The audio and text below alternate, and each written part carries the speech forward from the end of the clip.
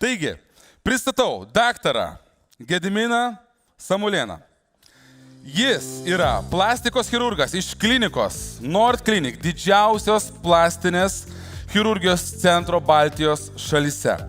Ir jo klausimas šiandien, kurį jisai bandys atsakyti ir kiekvieną iš esančių atpalaiduoti, amžius sako tik skaičius, ar įmanoma pristabdyti amžiaus įtaką.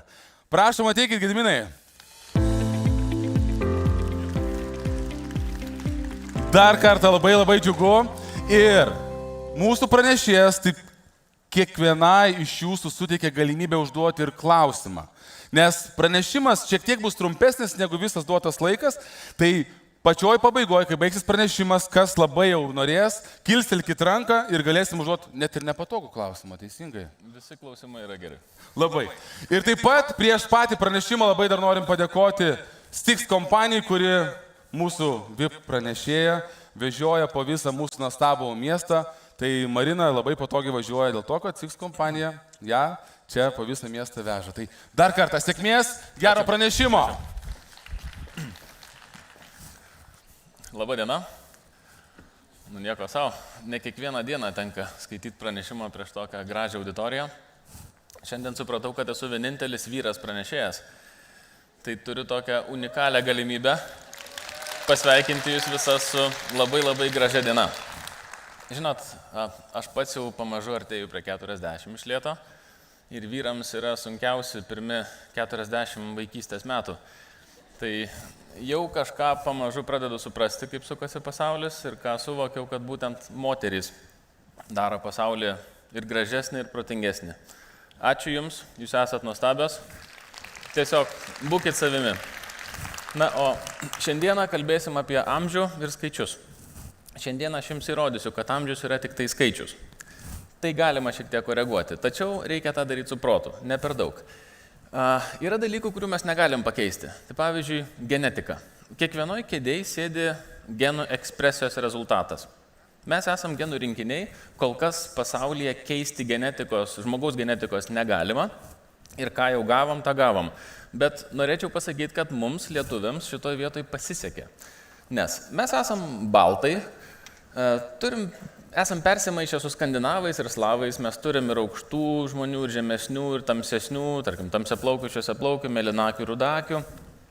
Marga yra Lietuvos publika, o kai skirtingos genetikos maišosi, gaunasi gražų žmonės. Tai iš principo, pasauliniu mastu pasižiūrėjus, lietuviai yra gražų žmonės. Antras dalykas, mums taipogi pasisekė. Aplinkos faktoriai. Mes gyvename švarioje šalyje. Vanduo švarus, maistas sąlyginai geras, nesam pramoninė valstybė, dūmų ištisai neuostom, tai vėlgi išlošiam ties antrų punktų. Ties trečiu mes kartais paslystam, nes daug yra visokių pagundų ir gyvenimo būdas yra jau koreguotinas faktorius, kuris nulemia, kaip mes sensime, kaip mus paveiks amžius.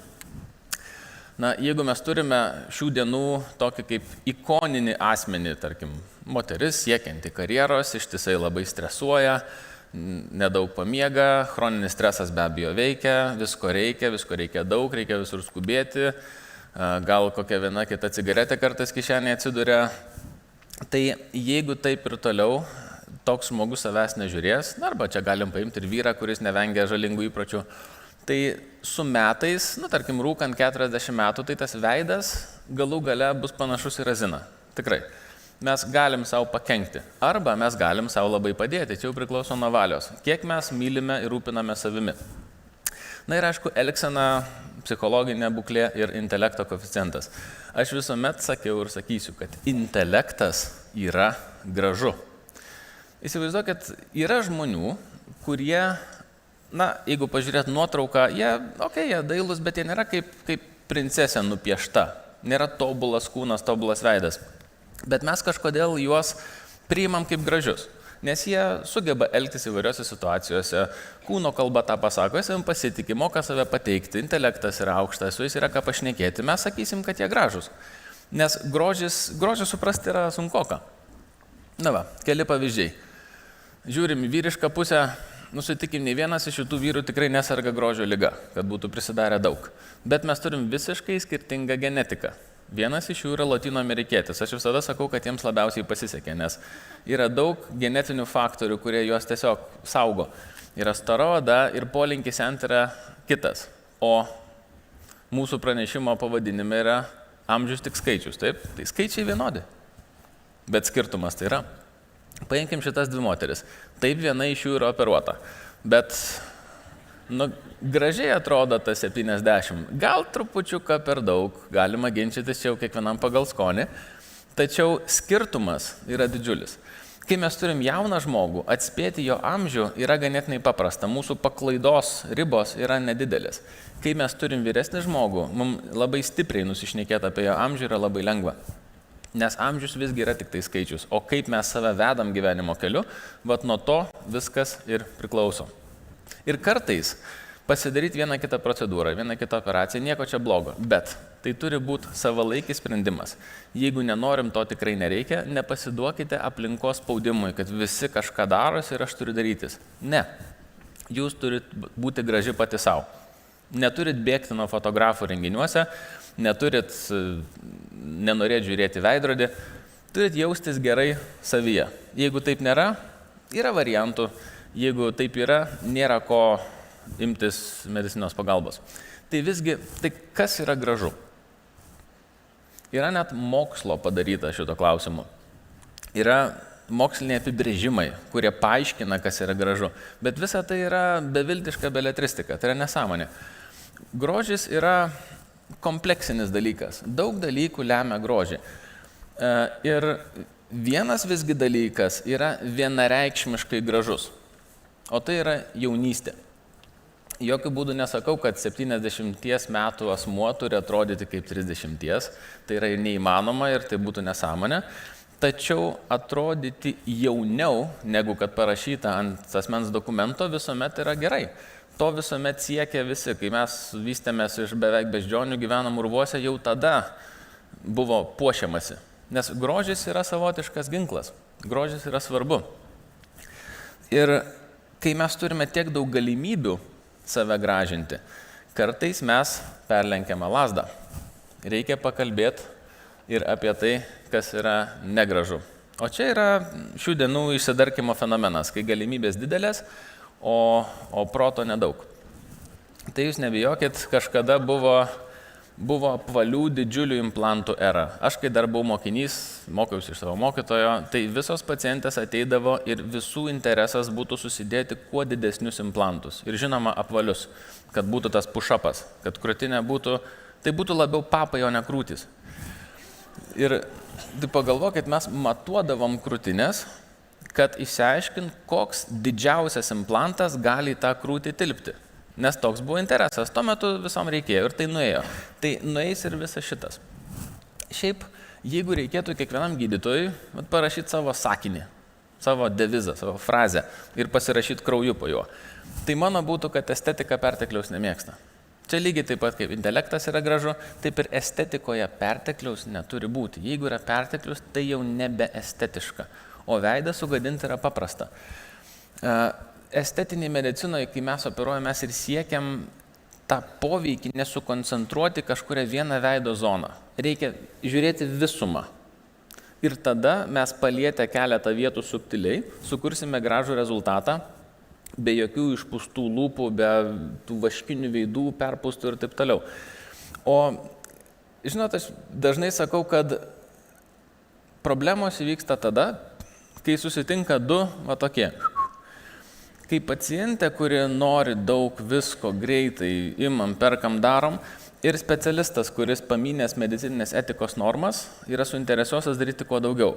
Tai va tada sukūriami tokie pseudotransvestitai. Kai viskas išpūsta, išdarkyta, tos lūpos neturi būti didžiulės. Taip, lūpas galima šiek tiek pakontūruoti, bet turi nebūti akivaizdu, kad jos yra darytos. Aišku, yra dalis merginų ir moterų, kurios gimė būti ryškios, kurios nešioja tarkim, trumpesnius sijonus, kvepalų visada daugiau, ryškesni rūbai, ryškesnės spalvos, gilesnės iškirptės, viskas papūsta, tu matai iš toli, tai yra asmenybė. Ir jai tas saikingas perteklius tinka. Bet net ir jos kartais pergazuoja ir tikrai susidarko. Tai laimiai, kad dauguma šitų dalykų jie yra gražintini, galima tą atstatyti. Kartais būna paslystam, kartais būna, kad pasidarom kažko per daug. Galima pagrįžti. Tiesiog nereikia labai toli nueiti. Tai dabar apie tai, ką šiandienos medicina gali pasiūlyti kiekvienam žmogui. Čia prabėgsiu viską taip planktono lygyje. Gal tarp jūsų yra grožio specialistų, jūs gerokai giliau suprasite vieną ar kitą punktą, apie kurį šnekėsiu. Bet tiesiog supraskit, kad tų variantų yra ne 100 ir netgi ne 2. Yra galybė dalykų, ką galite pasidaryti. Ir jeigu jūs nuspręsit, kad aš čia viską išsiaiškinsiu, atsidarysit Google ir parašysit kažką tai, ar tikslesnę frazę, ar bendresnę frazę, jūs rasite, kad visa tai yra tiesiog nuostabu. Viskas tangrina, lieknina, tempia, glotnina, lygina, pildo ir taip toliau. Kiekvienas dalykas, ką perskaitysit, bus tiesiog nuostabus dalykas ir jūs galų gale būsit reklamos už rankytės nuvesta pasidaryti kažkokią procedūrą. Jeigu jūs nuspręsit viską pasidaryti pačios, tai sveikinu, jūs esate čia. Šiaip išsikirsti vieną iš šitų medžių, pasidomėti, kas bus daroma, kodėl, kokia to esmė, ko tikėtis, yra visai gerai. Bet aš pacientėms gilintis į tas visas smulkmenas nerekomenduoju, nes jums tiesiog skaudės galvą. Suvokti prasme viskas ok.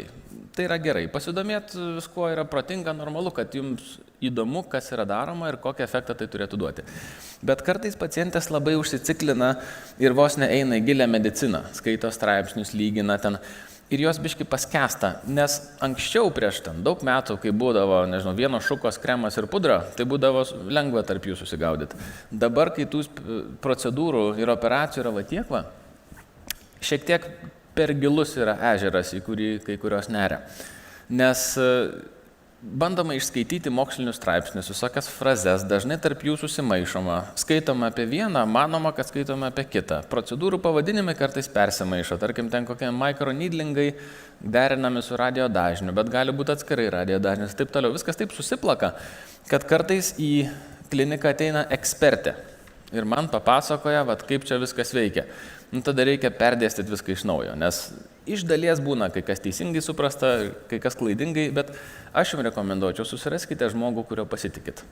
Ir jis jums papasakos. Galite apeiti keletą gydytojų. Gali nuomonė šiek tiek netgi skirtis, bet be pagalbos, be rekomendacijos, be konsultacijos šiandieninėme grožio pasaulyje, medicininėme grožio pasaulyje, arba kitaip estetiniai medicinoje, vienas lauke ne karys.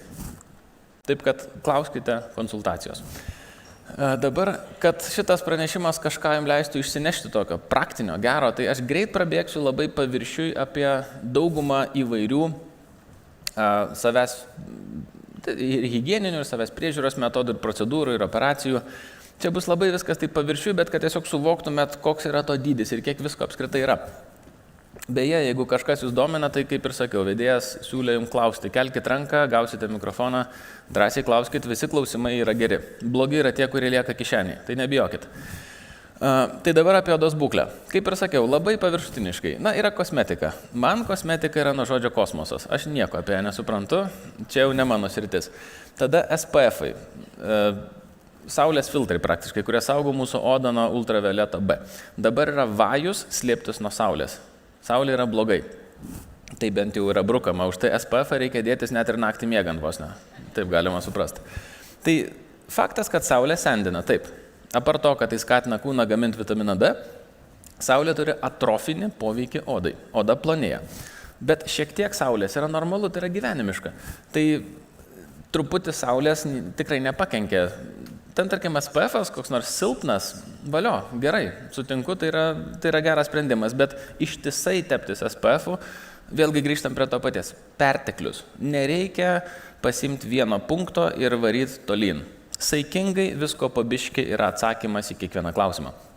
Tada veido valymai, vėlgi čia prie kosmetikos linkstam, ne mano reikalas, ir mezoterapija. Va čia prasideda pasimetimas. Mezoterapija dažnai painiojama su biorevitalizacija. Tai yra labai panašu, bet mezoterapija yra didesnė. Mezoterapija yra procedūrų spektras, kuris apima naudingų medžiagų injekciją į paviršinius odos sluoksnius. Tai gali būti antioksidantai, mikroelementai, vitaminai. Jeigu mes pridedame į mezoterapinį kokteilį hialurono, kuris yra nekryžmintas, dar papasakosiu apie tai, tai mes gauname biorevitalizantą. Biorevitalizacija yra mezoterapijos dalis, bet mezoterapija yra ženkliai didesnis dalykas. Ir biorevitalizacija yra skirta brandžiai odai jauninti, nes ten yra hialurono, o hialuronas yra kaip vandens magnetas. Jisai traukia vandenį, labai stipriai drėkina odą. O mezoterapija, jeigu įsivaizduoti tą tikrąją mezoterapiją, tai yra jaunos odos praturtinimas. Mezoterapija skirta jaunesniai odai, biorevitalizacija šiek tiek brandesniai. Skirtumas tarp jų yra toksai va. Tik tai hialurono priedas. Bet tas hialuronas yra drėkiklis, jis nekryžmintas, tai ne fileris. Nemaišykit, ne visi hialuronai yra fileriai. Tada dermabrazija, pilingai. Tai dermabrazija yra mechaninis paviršiaus atnaujinimas, pilingas yra cheminis paviršiaus atnaujinimas, dar yra lazerinės procedūros, toliau prieisim. Visi jie atnaujina odos paviršių, skatina odą remodeliuotis. Microneedlingas kažko čiut primena akupunktūrą, tai yra tiesiog stimulacija adata. Kartais makroneedlingas yra suderinamas su RF-ais, kad būtų stipriau. O čia kartojasi. Tada fototerapija. Fototerapija yra tam tikro šviesos spektro parinkimas, kad jauninti odą. Tarkim, tam tikri spinduliai, grįšim prie ultravioleto B, jie yra sendinantis blogi, bet tam tikra šviesa yra gera. Kokia to gydymo metodo jėga? Labai silpna. Bet karts nuo karto pasidaryti fototerapijos procedūrą, kur yra neinvazinė ir trumpa ir labai įperkama, manau, kad yra visai gerai. Tada gintaro rūgštis. Atskaitytumėte apie gintaro rūgštį, kur nors Google rastumėt, kad čia yra stebuklas, wow, kaip viską keičia. Taip, keičia. Pigmentą gintaro rūgštis įveikia. Gintaro rūgštis labiausiai yra naudojama veido šlakams ir pigmentų šalinti. Viskas, mes turim indikaciją. Tada lazerinės procedūros. Jos yra visokios. Jeigu mes norim atnaujinti odos paviršių, tai mes kalbėsim apie CO2 frakcinį lazerį, kuris lygiai kaip adatytės, taip kaip lazerinės adatėlės išdegina mikrostulpelius odoje, stimuliuoja fibroblastus, kad jie sintezuotų kolageną ir taip verčia odą atsinaujinti per uždegimą, bet žinoma be jokios nekrozės. Bet po procedūrinis laikotarpis pakankamai romantiškas. Ten reikia slėptis nuo saulės, saugot odą nuo šviesos, nes po šitų procedūrų mes galim suskirstyti pacientės į dvi stovyklas. Yra tos, kurios pasidaro ir sako, kad jėga patiko, darysios vėl, o tos kitos, kurios, tarkim, ar nebuvo instruktuotos apie poprocedūrinius reiškinius ir taisyklės, arba jos tiesiog jas ignoravo, joms nuo fotosensibilizacijos po lazerio procedūros oda nueina šlakais ir jos keikia tos lazerius kaip mara. Tada yra kiti lazeriai. Yra lazeriai, kurie taiko į hemoglobiną. Jie yra skirti šalinti mažiems kapiliarams odoje. Yra lazeriai, kurie taiko į pigmentą. Jie gali sudeginti kokią apgamą. Arba jie taikys į plaukų folikulą, kur yra pigmento ir kartu sudegs plaukų folikulas ir čia yra tie plaukelius šalinantis lazeriai, kas yra labai populiaru. Tada peptidai, arba amino rūgštis, arba baltymai, vienas ir tas pats. Tai yra statybinės odos medžiagos. Jeigu turime nualintą odą, kuriai trūksta naudingų medžiagų, tai pridėti peptidus prie biorevitalizantų yra variantas. Ir tai labai nekeičia, tai tiesiog saugo, čia yra profilaktika. Tada botulino toksinas. Jeigu aš pats gaminčiau vaistus, tai aš pasirinkčiau gaminti botulino toksiną. Tiesiog myliu šitą vaistą, jis yra nuostabus dalykas, jis yra galingas, negalima daryti su juo nesąmonių, dėja kartais yra jos daromos.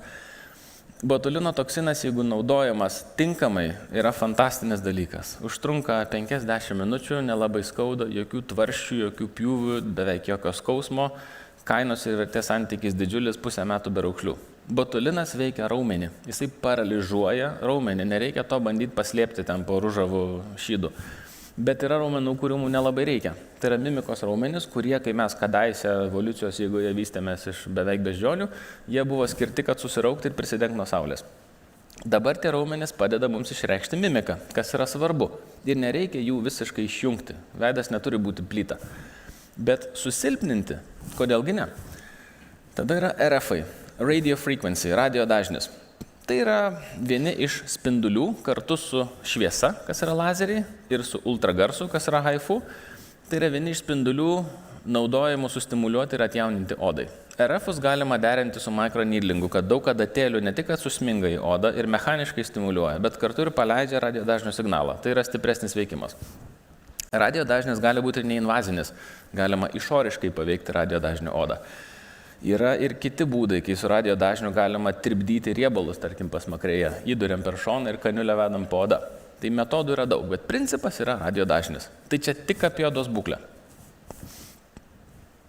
Tada audinių tūrio injekcijos. Populiarūs užpildai.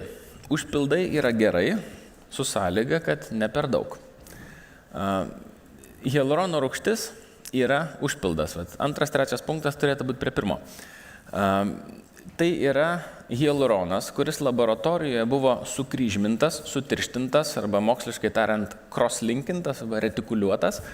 Hialurono molekulės buvo sujungtos tarpusavyje ir tada hialuronas tapo fileriu. Tai vis dar hialuronas, bet tai jau ir užpildas. Ir mes galim skirtingo tankio užpildus leisti skirtingas veido vietas tam, kad arba atstatyti tūrį, bet neperpildyti veido, atstatyti. Arba šiek tiek pakontūruoti, bet labai atsargiai. Kalcio hidroksapatitas irgi yra fileris, tai yra semipermanentinis fileris, kuris yra kietas kaip kaulas ir jis yra suleidžiamas būtent ant kaulo ir jis yra skirtas labiau kontūruoti. Tai koks skirtumas, ką mes čiuopiam tam tikrose veido vietose, mes čiuopiam kaulą. Tai jeigu ant to kaulo bus uždėta šiek tiek kalcio hidroksapatito, nieko to, kad čia vis tiek turi čiuoptis kietas dalykas. Bet vėlgi, su saiku. Tada lipolitikai. Čia yra riebalus tirpdančios injekcijos ir lipolitikai labai tinka į pasmakrę. Kai yra pilna, tokia stora pasmakrė, gnybis yra nemažas. Tačiau vėl reikia atsargiai, nes lipolitikai ištirpdys riebalus, bet jeigu pasmakrės oda yra laisva, tai jinai nukars. Tai vietoj tokio stambesnio, pilno, storesnio kaklo mes turėsime tuštesnį kaklą su pakibusia oda. Irgi ne variantas. Tai lipolitikai labiau tinka jaunom merginom, kurių oda yra elastinga, kuri tikėtina, kad prikips ir tiesiog pagerins kontūrą. Labai vilioja šitie dalykai, nes tai yra tiesiog vienas adatos dūris ir tai suveikia per 2-3 savaitės ir tada kaklas šiek tiek pasikontūruoja. Yra kam veikia, yra kam neveikia. Riebalų persodinimas. Tai yra viena iš populiaresnių procedūrų, kurias mes darome ko ne kiekvieną dieną. Galima šiek tiek tapatinti visą tai su užpildais. Taip, tai irgi yra užpildas, tačiau tai yra natūralus užpildas, jūsų pačios audiniai. Tačiau fileriai, hialurono užpildai, kurie yra sintezuojami laboratorijoje, jie kaip ir mažiau patrauklus, bet hialuronas gali formuoti. Hialuronas turi tą G', tą jėgą, kuri gali iškelti, sukelti projekciją. O riebalai ne. Riebalai visiškai natūralūs. Tai jeigu mes norim natūralaus tūrio, renkamės riebalus. Tam reikės, aišku, prigulti ant operacinio stalo. Bet pjūvio nebus. Bus tik tai bakstelėjimas. Yra gudrių dalykų. Svarbiausia, kad kažkas jūs paimtų už rankos ir nuvestų tuo protingu keliu. Ir audinių padėtis. Na, čia galima kalbėti apie chirurgiją, bet iki vakaro nebaigsim, tai ne šiandien. Tada veido siūlai, kurių aš asmeniškai nemėgstu, bet yra kas juos sveria ir pakankamai kai kurie geri gydytojai juos sveria, tai čia kiekviena bažnyčia, kiekviena religija, mano bažnyčioje siūlų nėra, nueisit pas kažką kitą, sakys siūlai yra va, atsirinkit savo. Veido siūlai turėtų timtelt odą. Kolageno stimuliantai. Tai yra vaistai, kurie suleisti stimuliuoja tuos pačius fibroblastus, kad jie sintezuotų kolageną, o kolagenas tai yra mūsų ekstracelulinio matrikso dalis ir tai turėtų tvirtinti tą visą kaip ir biologinį audinių rėmą, kuriuose gyvena visos kitos ląstelės, riebalai, odos ląstelės ir taip toliau. Ir HIFU.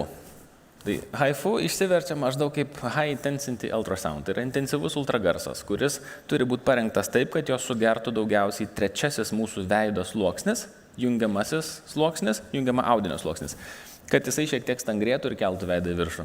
Ir vėlgi, aš daugiau esu susitikęs pacienčių, kurios nepatenkintos HIFU procedūrą, negu kad laimingos ją pasidariusios. Tai čia kaip kam kas buvo parengta. Labai sunku atitaikyti energiją, kurios reikia, kad tą veidą paveikti. Ir procedūros, kurių negalim priskirti nei vienai kategorijai, tai yra limfodrenažiniai masažai, kas yra super, jeigu atliekami teisingai, ir dabar populiarėjanti veido mankšta ir fizioterapija. Yra plonytė riba tarp veido fizioterapijos ir betikslio veido tampymo. Tai jeigu jūs žiūrite instruktorę, kuri vakar tapo veido specialistė ir aiškina, kaip reikia tasyti veidą, tai neklausykit jos.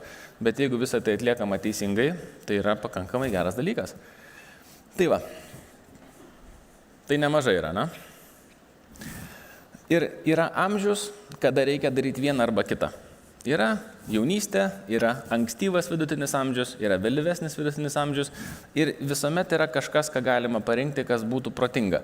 Pavyzdžiui, jaunystėje tikrai niekas nesugeba žmogaus operuoti ir pjaustyti. Jauniems žmonėms nereikia operacijų. Išskyrus labai retus atvejus, kai yra atliepusios ausis arba visiškai kreiva nosis, arba ten mergina, kur visiškai neturi krūtinės, yra plokščia. Mes nekalbame apie D krūtinę, mes kalbame apie B arba C, kad nekomfortiškai jaustųsi. Bet iš principo plastinėje chirurgijoje jaunų pacientų nedaug. Jauniems žmonėms reikia saugoti tai, ką turi, kad jam kuo vėliau prireiktų kažko kito. Kai mes turime ankstyvą vidutinį amžių, mums jau tinka procedūros. Įvairios. Gali būti injekcijos, gali būti vienas kitas spinduliukas. Ir reikia tas visas procedūras tinkamai suprasti. Labai yra daug kritikos tarp pacientų sulaukiama link visų spindulinių procedūrų, tai HIFU, RFU, lazerių, nes kai kurios sako, nematau rezultato, arba rezultatas per mažas. Tai žinoma, nes yra daug pliusų, nėra pjūvio, nereikia ilgai sveikti, slėptis nuo visų, nelieka randų. Pliusai, minusai, visuomet yra balansas.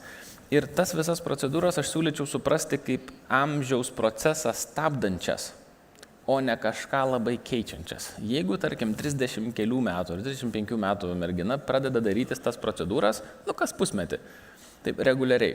Tai kol jai sueis koks 50 ar 60 metų, jinai bus įmetusi visą tą reikalą labai daug pinigų, bet jos draugės atrodys vyresnės už ją. Jinai bus eilę metų stabdžiusi tą senėjimo procesą ir iš to galų gale laimėjusi. Bet to reikia tikėti. Tai tomis procedūromis jūs netikėkit, kad kažkas gali taip pat be rando, greitai, per 10 minučių, pigiau, saugiau, žodžiu, viskas geriau ir taip pat kaip chirurgija. Neįmanoma. Čia yra drambliuko svajonė, taip nebus. Ir ateina amžius, kada jau mes galim pakalbėti apie kokią nors smulkesnę chirurgiją arba rimtesnę chirurgiją, priklausomai nuo poreikių. Yra laikas, kada reikia tiesiog saugotis ir nedaryti nesąmonių. Yra laikas, kada reikia švelnių mažų procedūrų. Ir yra laikas, kada reikia nustoti naiviai tikėti stebuklais, padėti visas adatas į šoną ir tiesiog išsioperuoti, jeigu norite rezultato. O kalbant apie veidą, tai yra smulkmenų operacijos. Kai operuojame veidą, mes žiūrime į kaklo raumens būklę, į laisvos odos kiekį, riebalų pertekliaus klausimas sprendžiamas, seilių liaukos padėtis, apatinio žandikaulio plotis, koks yra kampas, kokia yra raumens būklė, koks yra skruostas, skilęs, neskilęs, kiek pilni riebaliniai maišeliai arba ne, ar džiaulas yra ar ne, kokie yra veido raiščiai, kokia smilkinio padėtis, antakis, vokai ir taip toliau. Mes veidą operuojame kompleksiškai, subtiliai pataisydami daugybę vietų po truputį. Ir tada efektas yra labai gražus. Bet pasakyti, kad šitas veidas operuotas, nelabai kas gali. Čia yra tikroji estetika, čia yra tikroji esmė. Operacijos neturi matytis. Aišku, žmonės, kurie jūs pažinojo visą gyvenimą, tikrai pasakys, kad jau čia kažkas įvyko. Bet kas įvyko, žiūrės, gal čia, gal tas, gal anas, bet jie nesupras. Sakys, kažkaip gerai atrodot. Čia yra esmė. Ir tai yra laiko atsukimo chirurgija. Po veido plastikos neturi būti šitai pertepta. Jokių būdų. Negali tai būti. Už tai veidą reikia operuoti teisingai.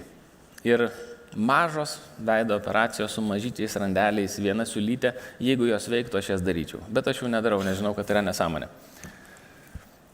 Ir pabaigai. Amžius tikrai tik tai skaičius. Šiandien pabandžiau jums tą įrodyti. Ir kiekvienam skaičiui yra pritaikomas teisingas medicininis sprendimas, jeigu jūs pačios to norite. Ačiū Jums labai. Taip, tai dar nepabėgit, prašom, Gediminai. Lauksim klausimo. Ar patiko pranešimas, sakykit, damos? Kas jaučiasi labiau atsipalaidavusios po jo? Mato viziją, labai nuostabu, iš tikrųjų tiek daug įvairiausių mitų buvo atskleista. Ir dabar paskirkime klausimą. Sakė, čia jūs tikrai norėsit klausimo, tai prašom, bet kas norės, tai paskui tiesiog kilsit ranką.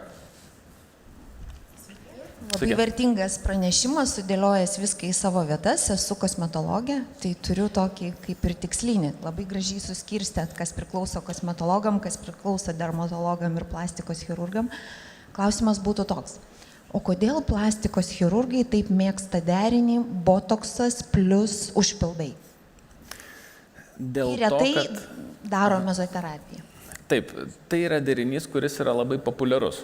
To prašo pačios pacientės. Mes kartais edukuojam, kad gal reikėtų pakeisti, bet tiek fileriai, tiek botulinas, jie turi labai gerą kainos ir vertės santykį ir efektas yra labai greitas. Tarkim, daug moterų darėsi botulino ir hialurono injekcijas, jos pačios yra laimingos, jos vėl sugrįžo tam, dėl ko jos yra laimingos, jom patiko ir jeigu jos pasidarys, pavyzdžiui, kokį haifu arba kažką kitą, daug šansų, kad jos nusivils. Tai yra daugiau tokie bėgiai, kur išsirenka, man tas patinka, kažkada tai pasikeis, bet tiesiog tai labai populiaru, norima ir veikia. Žmonės to džiaugiasi ir kartoja. Sunku tą išmušti. Bet žiūrėkit, mes turim daug kompensacinių raukšlių su fileriais. Taip. Už tai, kad yra perteklius. Už tai, kad yra dešros. Taip. Na, ir tikrai nesąmonių padaroma. Tarkim, jeigu kažkas kolageno stimuliantų arba kalcio suleistų lūpas, tai turėtum 2 raudonus pagalius vietoj lūpų. Reikia atsargiai. Tos visos priemonės, jos yra galingos, jos turi potencialą keisti. Ir mums reikia pataikyti. Mums reikia naudoti priemonę pagal paskirtį, o ne bandyti kažką išradinėti. Tai mes taip, jūs labai teisi, mes gyvenam perpildymo laikais. Overfillas dabar populiarus, nes nieks nenori operacijos, visi nori tik rezultato. O tas faktas, kad dabar čia reikės eiti narkozę, čia pjūvis randas, brangoka, gal aš toliau varysiu filerius.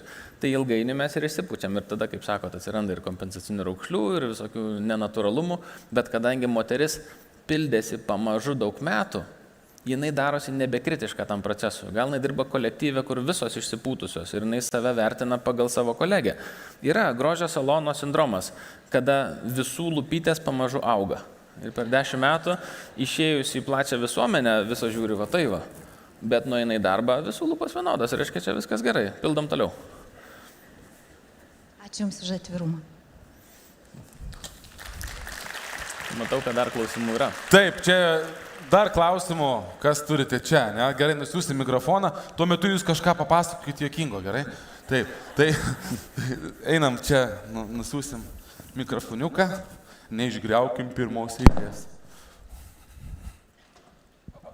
Labadiena. Norėjau paklausti, kaip yra su kolageno papildais. Tai čia yra labai daug nuomonių, jie čia veiksmingi, neveiksmingi, reklama veikia ar neveikia. Maistiniais kolageno papildais.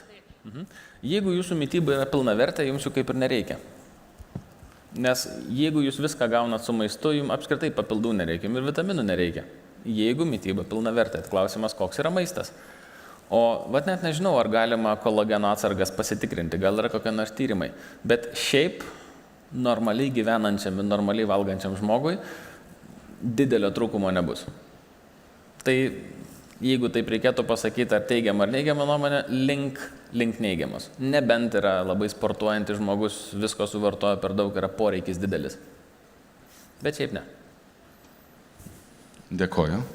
Taip, kas dar gal iškarčiau, kad nereikėtų man į patį galą bėgti, bet tikrai jeigu ką ir nubėgsim, čia prašom, prisistatykit trumpai. Sveiki, aš Roberta. Noriu paklausti, ar yra tam tikri faktoriai, kurie mažina botulino toksino poveikio laiką, kaip ten, nežinau, esu girdėjus, saulė, pirtis, net ir B grupės vitaminai? Labai geras klausimas. Taip, B grupės vitaminai silpnina botuliną, nes B grupės vitaminai yra neurostimuliantai. Tada po procedūros, jeigu norite iš botulino išgauti maksimumą. Kai jums yra suleistas botulinas, ten yra visa eilė taisyklių, bet kelios yra esminės. Jums labai netinka saulė.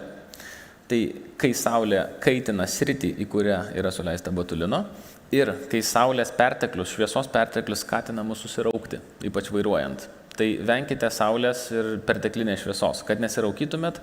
Beje, visos tos taisyklės galioja iki savaitės, kol botulinas suveikia. Čia yra svarbiausia. Tai savaitę laiko arba ten kokias 2-3 dienas, žodžiu, laukiate po injekcijos efekto. Kai jau efektą matote, kai botulinas veikia, dauguma taisyklių nubyra. Bet kol dar nesulaukėte efekto, tas turėtų pasireikšti per savaitę, tai saulė netinka, karšti garai netinka, tai reiktų pamiršti pirtis, karštas vonias Na, duše neturi būti kaip pirty, kad nebūtų galima paišyti ant stiklo paveiksliuko, neturi būti tiek daug garų. Tada alkoholis, maksimum 1 taurė vyno per vakarą. Alkoholis, vynas dar nieko nenužudė, bet porą taurių gali išžudyti botuliną. Ir 4 punktas, ką pamiršau, sportas. Fizinė veikla. Jums netinka bet kokia veikla, kuri skatina jūs sušilti ir išprakaituoti, nes tai mažins botulino potencialą. O kai jau botulinas suveikia, tai galite atsipalaiduoti, bet aišku, kuo daugiau bus sporto, kuo daugiau saulės, jeigu vartojame vitaminai B, jeigu bus taikomos vienos ar kitos šildymo procedūros, tarkim, koks radio dažnis tai sričiai, tai botuliną išstums šiek tiek greičiau. Yra žmonių, kuriem natūraliai botulinas neveikia ilgai. Tai yra jų norma, nes jų medžiagų apykaita labai greita, tiesiog jie yra tokie. O yra kam veikia ilgiau negu kitiems. Botulinas visuomet yra šiek tiek nestabilus, nes tai veikia per tokią savotišką tarpinę, per raumenį. Turi raumuo sureaguoti ir tada gausim rezultatą. Taip, dar galim užduoti kelis klausimus, vėl kažkaip ten gerai greit siūsim. Ir dar iš karto, jeigu dar kažkas turės klausimą, kilstelkit ranką, kad aš galėčiau iš karto prie jūsų prieiti. Gal turite, kažkas turėsit. Va čia ateisiu, gerai. Aha. Man vedėja sakė, kad jam labai patinka sportuoti, tai jeigu Galiorka pakeltų ranką. Man patinka norėti pradėti, taip. Taip, ketinti sportuoti. Sveiki, labai profesionalus pranešimas. Ačiū labai. Man visos moteris pritarė. Labai žavingas ir profesionalus. O mano klausimas toks, kokia jūsų nuomonė apie veido masažus? Jie tikrai dabar labai populiarūs. Ar atjaunėsime jų pagalba? Jeigu jie bus daromi teisingai, tikrai taip. Tai vėl čia mes grįžtam prie tos skaidrės, kur buvo limfodrenažas ir veido mankštos. Nes limfodrenažas ir veido mankštos skirtingi dalykai. Jeigu, pavyzdžiui, jaučiatės patinusi ypač iš ryto, beje, jeigu norite iš ryto mažiau tinti, tai vakare mažiau skysčio, mažiau druskos. Nes druska su skysčiai skatina tinti. Jeigu darbiškai pakeltumėt veidą, kai miegat, centimetrą užtenka. Jau sutintumėt mažiau. Jeigu miegosit ant nugaros, dar vienas pliusas. Ir taip toliau. Tai jeigu iš ryto yra patinimas, pasidaryti veido limfinę dekompresiją yra puikia mintis. Tai limfodrenažas teisingas yra tikrai gerai, bet reikia žinoti, kaip tą atlikti. Tai atrodo paprasta. Ateina, tai čia biškai patapšnoja, čia kažką tai daro, nelabai supratau. Bet iš tikrųjų tai limfa yra labai švelniai stumiama pagal limfinius takus. Kelias, jeigu taip paprastai, aš nesu specialistas, aš tik žinau principus, aš to nedirbu. Limfa teka nuo maždaug veido centrinės ašies į šoną ir po to žemyn, nes čia palei žandikaulio kampą mes turim nemažai limfmazgių. Tai kryptis turi būti ta, jokių būdų nepriešinga. O veido mankštos tai yra veido raumenų aktyvavimas.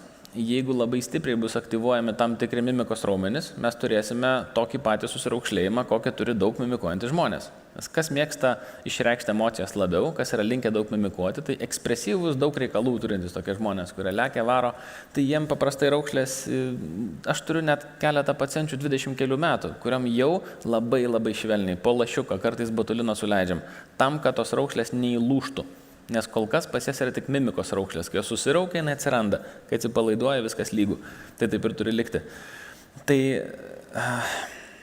sunku pasakyti, kas tiksliai gali išmokinti teisingai mankštinti veidą. Nes tai neturi būti tiesiog betikslis mimikos sukelimas, nes tai laužys raukšlės ir jūs savo pakenksit. Taip ir tas masažas turi būti labai švelnus. Veido audiniai didelio krūvio nemėgsta, jam netinka. Turėjau pacientą, kuriam yra užkritęs vokas, taip stipriai, nes jisai kiekvieną rytą mėgsta taip prasitampyti, prasimasažuoti. Tai nuo 1-2 rytų nieko neatsitiks, bet jeigu yra 10-mečių įprotis kiekvieną rytą pasitampyti audinius, tai tikrai mes turėsime žalą. Svarbiausia, kad tai instruktuotų suprantantis žmogus. Geriausia, kad koks kineziterapeutas, kuris puikiai suvokia, kas yra kas. Ir jeigu tik tai atrodo, kad ta procedūra ar tie pratimai yra biški per intensyvus, vadinasi, jie tikrai tokie ir yra. Nes veidas perkrovę nemėgsta. Veidas yra kaip gėlė, ją reikia tiesiog prižiūrėti.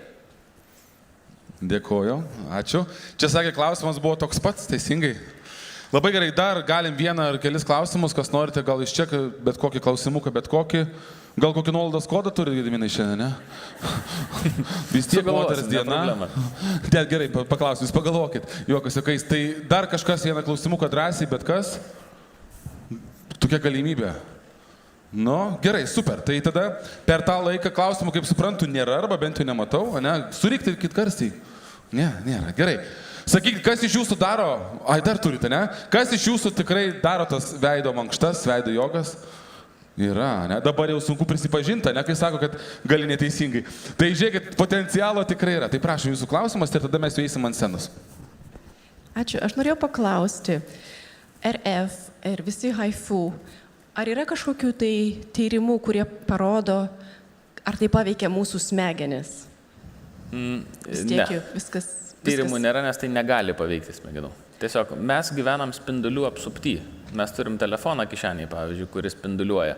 Tai kažkiek spindulių ir namie, pavyzdžiui, turim Wi-Fi stotelę. Kažkokių spindulių mūsų kūnas skrodžia.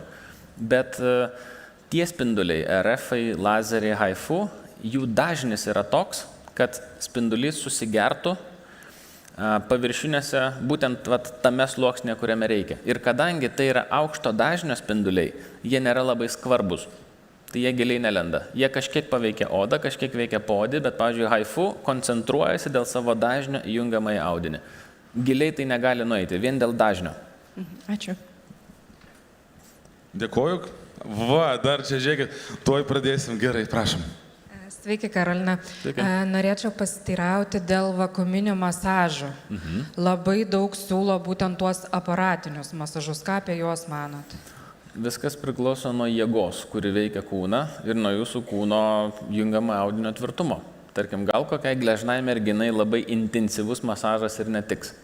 O gal yra tokio tvirto sudėjimo moterų, kuriam tai puikiai tinka. Tai iš principo tai yra jau daug metų egzistuojantis metodas. Tai yra gerai. Viskas priklauso, kaip jis naudojamas. Turi būti teisingai daromas. Bet dažnai sako, kad dėl to išsitampo oda. Ar tai tiesa? Jeigu, matot, masažą galima tik rankom. Jeigu tai bus atliekama švelniai arba kitaip sakant, ne per stipriai, nuo to oda neįsitampys. Bet jeigu yra perteklius jėgos, jau bus blogai. Vat čia jūs labai tiksliai vardinat problemą, nes vat kaip ir su visais haifu radio dažniai, taip ir su masažais, yra labai sunku įvertinti, koks bus atoveiksmis, kiek tiksliai tos jėgos ar kiek to spindulio reikia. Ir nėra tų būdų, kaip tą pamatuoti. Tai jeigu viską su proto atsargiai, turėtų būti gerai. Bet jeigu vakuumas per stiprus, dėl to tikrai gali išsproginėti ir odos kapiliarai, galima ir pakenkti. Tai yra priemonė, kuri turi jėgą kažkokią. Tai ta jėga turi būti pamatuota. Iš principo taip, tik labai atsargiai. O dar klausimas būtų dėl kriopiliozės, berot šalčio terapijos. Kriolipolizės? Taip, greičiausiai. Ne, šitas ne. Aha, Mano nuomonė, jokių būdų. Supratau. Nes Ačiū. šaltis, jisai neselektyvus, jisai veiks visus audinius vieną po kito. Ir tai pakenks ne tik riebalam. Beje, riebalai yra labai atsparios ląstelės. Įsivaizduokit, mes, kai darom riebalų persėdimo operacijas, atsiurbiam su neigiamu slėgiu riebalus, tarkim, iš juosmens. Tada jas praplaunam su vaistais, ten prasisuka. Po to mes juos su slėgiu įgrūdam, tarkim, į sedmens audinius, kad juos biškai pakontūruot, pagražint, ir jie dar sugeba ir prigyti ir išlikti. Tai kiek nuo to šalčio kenties riebalai ir kiek kenties oda, klausimas. Aš bijau, kad oda labiau. Taip kad ties kriolipolizėm aš sakau ne. Bet čia tik mano nuomonė. Labai dėkoju. Ir kiek plojimų, man atrodo, sulauks daktaras Gediminas. Kam dar tikrai ne? Tai yra tik subjektyvi nuomonė, bet kam dar tikrai ne, nerekomenduotumėt. Vat nesat šalininkas ir taškas. Reiktų gerai pagalvoti. Na, siūlom aš sakau ne. Bet vėlgi yra tikrai gerų chirurgų kolegų, kurie to siūlų sveria. Gal jie kažką kitaip tenai supranta. Šiaip manyčiau, kad injekciniam silikonui tikrai ne, bet jūs jo ir negausit. Apskritai Lietuva yra pakankamai konservatyvi ir atsargi šalis. Ir kol kažkokia prekė pasiekia mūsų rinką, tai jau būna išbandyta didžiosiose šalise, kurios yra didesnės rinkos. Tai mes esam gan saugus. Kažkokios tai laukinės naujovės mes neišbandysim pirmieji. Tai buvo atsiradę tokių procedūrų, kaip, pavyzdžiui, laisvas injekuojamas silikonas, kuris sukelia klaikų uždegimą, randėjimą ir jį neįmanoma niekaip ištirpinti, niekaip nepašalinsi. Tai yra nukentėjusių. Tarkim, lūpos implantai anksčiau buvo irgi, jie dėl savo praktinių problemų jie tiesiog išnyko, nes nieks jų nebenori, tai yra nesąmonė. Tai yra procedūrų, kurių jūs net negirdėjote ir jums nereikia jų girdėti, nes jų tiesiog nebėra, jos atsirado, išnyko ir tegul jos guli po žemę. Wow, dėkoju. Jaučiasi be galo stipri kompetencija. Ir paskutinis dalykas.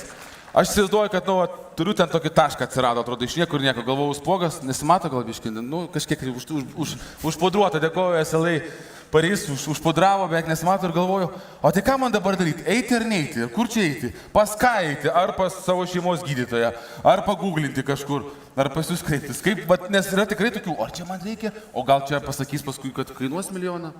Pas dermatologą. Dėl odos darinių pas dermatologą. Gerai, gerai. O šiaip jeigu kažkas susidomėjo kažkokiais klausimais, ką geriau daryti?